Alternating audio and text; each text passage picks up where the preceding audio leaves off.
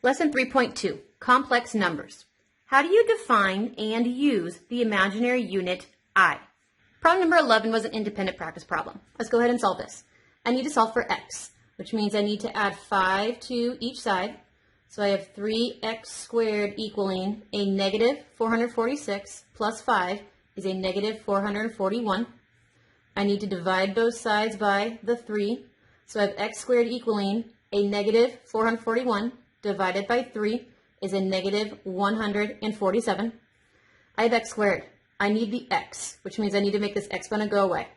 You take the square root of both sides. The square root and the x cancel each other out, so I'm left with x equaling. I chose to take the square root. If you choose to take the square root, you need a plus or minus. I need to split the negative 1 from the 147. So x is the plus or minus the square root of negative 1 is I. And I need to prime factorize 147. Using the prime factor tree, the prime factorization of 147 is 3 times 7 times 7. If they pair up, they escape.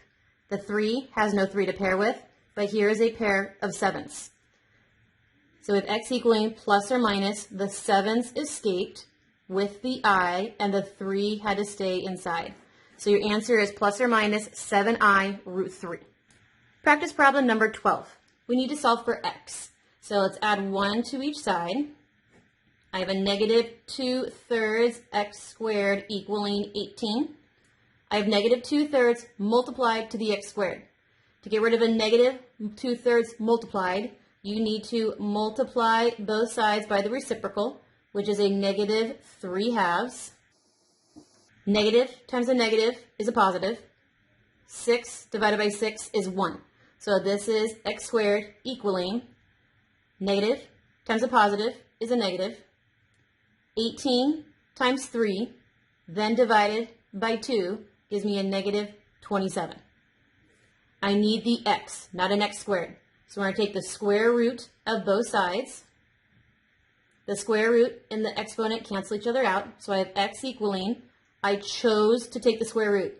So if I chose to take the square root, you need the plus or minus. I need to separate the negative 1 from the 27. So x is plus or minus. The square root of negative 1 is I, and I need to prime factorize 27. That's 3 times 3 times 3. If they pair up, they escape. Here's a pair of 3s. That 3 does not have a pair.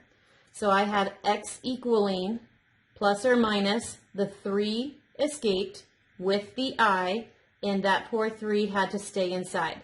So your answer is plus or minus, positive or negative, 3I root 3.